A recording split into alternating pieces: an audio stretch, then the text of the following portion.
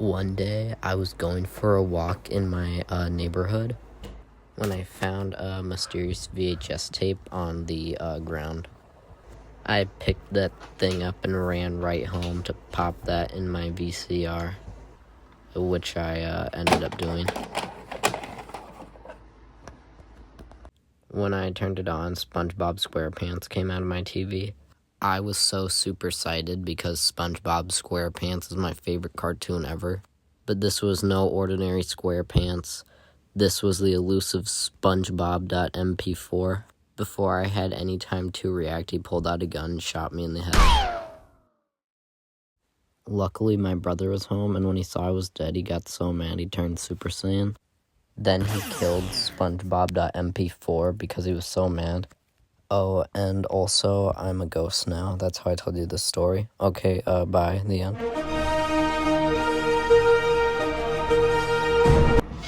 By the way, that intro is a real creepypasta. The link is in the description and also on screen right now if you don't believe me. Just thought I'd share.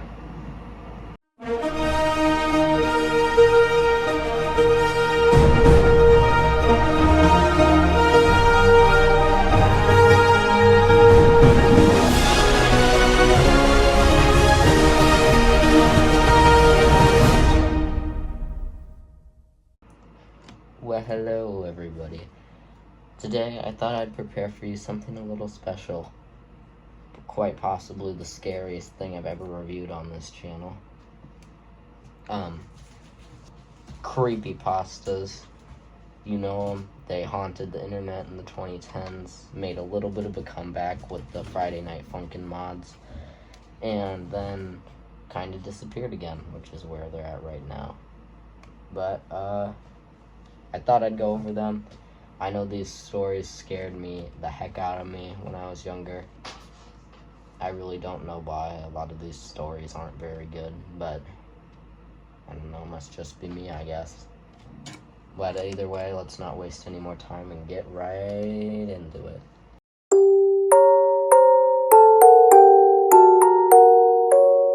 Now, first up, we got the face of creepypastas, basically the mascot, Jeff the Killer, and I actually don't know that much about that one, so any information I get from this one will be from the Infographic Show's episode on Jeff the Killer, so yeah, thank you, Infographic Show.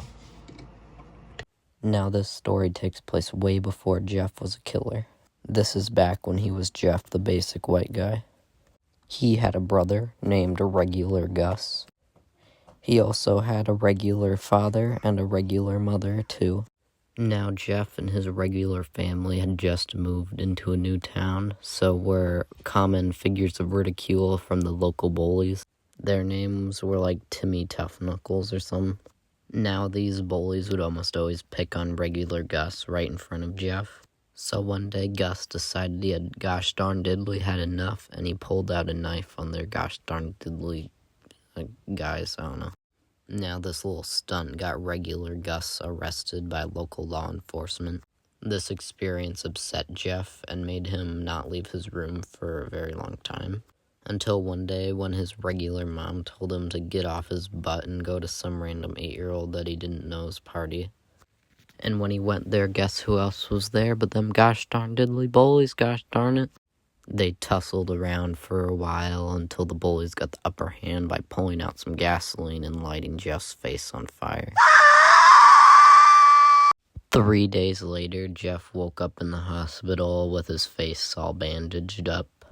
And when he took off the bandages, his face was almost unrecognizable. It was all burnt up, his lips were like barely even attached. Regular Gus also got released from jail around this time. But either way, Jeff liked his new appearance and they went home. That night, after everyone went to bed, Jeff's mom was in the kitchen, and Jeff got up for like some water or something, and he startled his mom, and his mom was like, "Oh, Jeff, you startled me." And he looked at her and said, "What? It's just me, your beautiful baby boy." He then killed his mom with like some kitchen equipment or something. Then he did the same to his regular dad. Then he went into his brother's room and stood over him until he woke up. Wake up, Gus.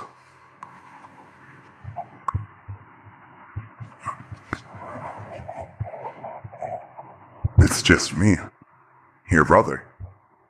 Our story then ends with Jeff killing Gus. So next we got Slender Man. And I already said a little bit about Slender Man when I reviewed his movie. If you want to see that, they'll probably be either in the comments or in the description. But, yeah. Let's get into that now.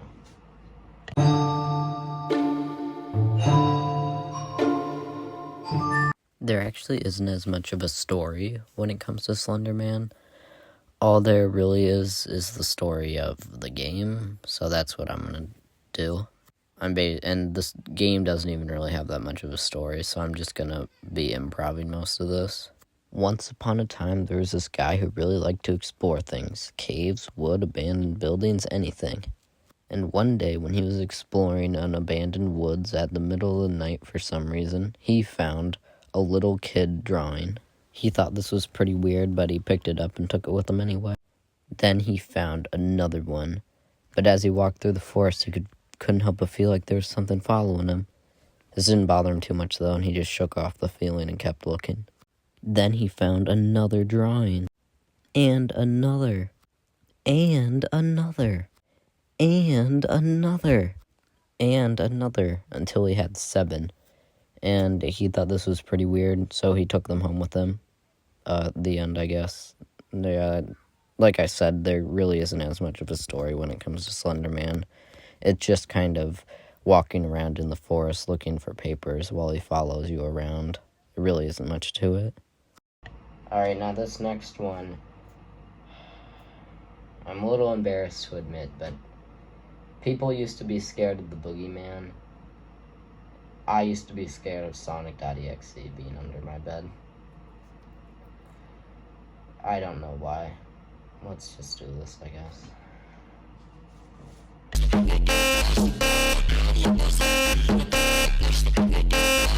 Once upon a time, there was this kid named Tom. One day, he got a letter in the mail from his dear friend Kyle, who he hadn't seen in 2 days. All that was in the mail was a CD labeled Sonic.exe and a letter from Kyle saying to destroy it at all cost. So as any smart boy would do, Tom pops that disc right into his PC and hits play. And right when it turns on, he gets hit with the character select. He can pick Tails, Knuckles, or Robotnik. He's a little confused on why he has the option to play as Robotnik in a classic Sonic game, but he shrugs it off and picks Tails. For some reason, the stage title card just says Hill, not Green Hill. But either way, he runs through the hill, playing as Tails. Nothing really happens, and it's just one big flat area. Until eventually, as he's running, he runs into some dead animal carcasses. And all the flowers are, like, dead and stuff. That's weird. He's really confused, and the only music in the background is some, like, really sad, like, slow music. Nothing fit for a Sonic game. He's confused, but he keeps running through anyway. It's all really weird, but eventually, as he's running through, he runs into Sonic. Oh, but his eyes are closed. It's probably nothing. Should probably go up to him anyway. I wonder what he's up to. He's probably just, like, tired or something. Hey.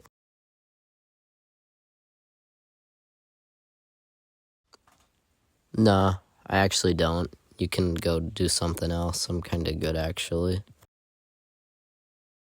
Oh boy, hide and seek. Gee, I hope I get to seek. Alright, I gotta go find Sonic EXE. Where you at, boy? This is kind of harder than I thought it'd be. Where's that guy? Sonic EXE. That's a weird name anyway. Well, he's really bad at hide and seek. He just, like, showed me where he is. Now he's trying to chase me. What the heck, man? That's not how you play. Anyway, Tails bursts into tears, and He's really sad, but then out of nowhere...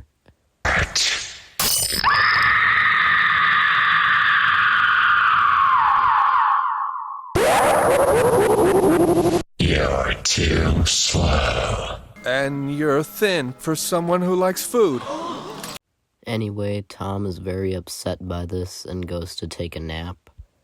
But he has a nightmare, and he decides to continue playing the game. Next, he picks Knuckles and loads into the stage called You Can't Run. Well, I highly doubt that.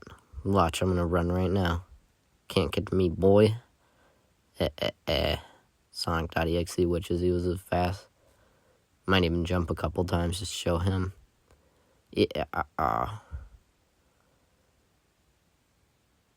Oh, well now there's blood everywhere.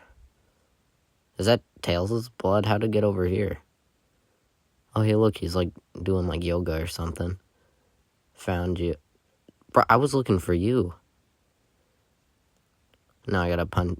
And then he tries to punch him, but then he keeps teleporting around.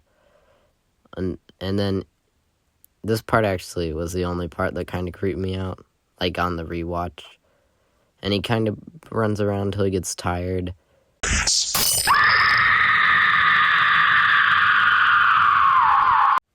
Next up on the chopping block is Robotnik. He gets selected and the next stage is called ... I guess the creator just like ran out of stage ideas or something. Anyway, in this level, Robotnik's just kind of running around in his basement for no real reason. This actually always confused me. Like what's he doing down there? Why is he just running around? Also, why do the walls just randomly change color? This is all very... What are you even doing down there? Like, he has to know there's a killer on the loose. Like, Knuckles died, like, not that far away from him. But anyway, he's running around, jumping downstairs. His walking animation's really funny. Thought I'd put that out there, too. Look at him go. His egg body. How can he even run so fast? He's built like a cucumber. Anyway, yoga pose, man. Oh, yeah, that's right. The game ends there. Never mind. Anyway, after that abrupt ending, Tom gets a game over screen that informs him that Sonic.exe is God. Dang. I must have missed that chapter of the Bible. I guess I haven't finished Revelations yet. I'm not sure. Well, as creepy as that was, at least it was just a video game, am I right? Tom then dies of unknown causes. The end. It's really unrelated, but I actually really wanted to get a physical Sonic.exe cartridge. That way, in this part of the video, I could have said the way I played the like popular fan game of this story was through an actual Sega Genesis cartridge. But the one listing I found on eBay sold before I could get it, and that was like the only existing copy ever. Must just mean there's only one true Sonic.exe. Or is there? Because there's a second one. Let's just get into that now, I guess.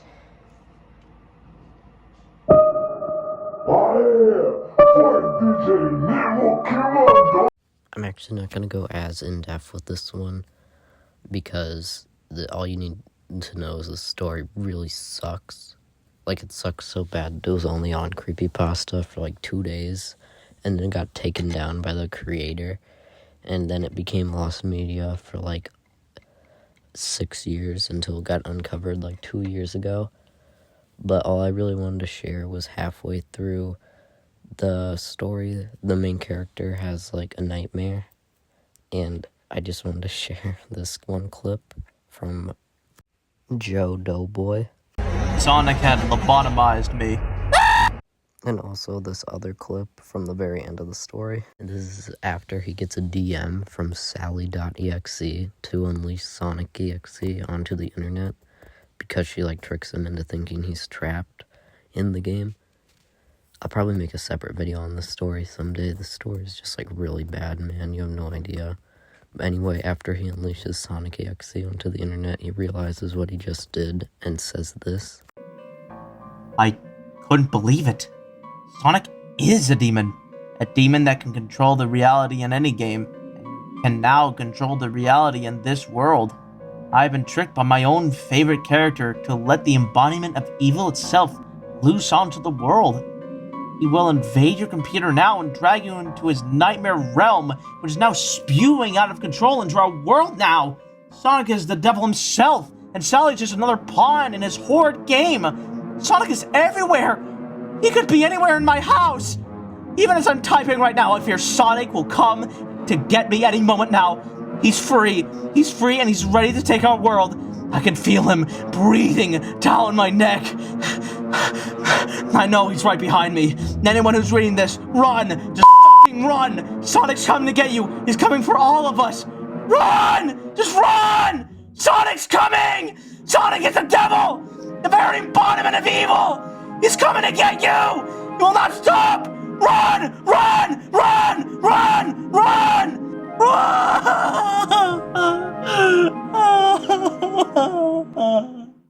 Insert Dylan line here. And that's all the creepypastas I had to talk about. Overall, I feel like these affected the internet in a couple ways or another. I don't know, I feel like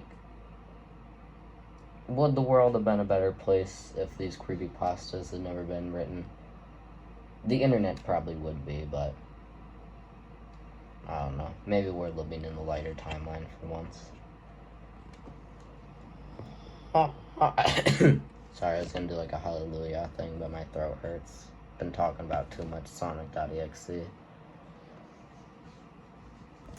I kind of forgot to write an outro to this video, so instead I'm just gonna customize that mask from the opening.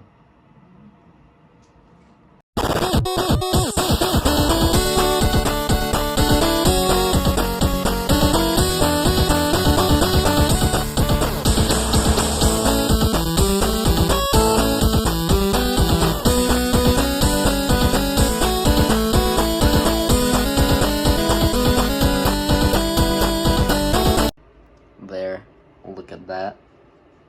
Okay, bye.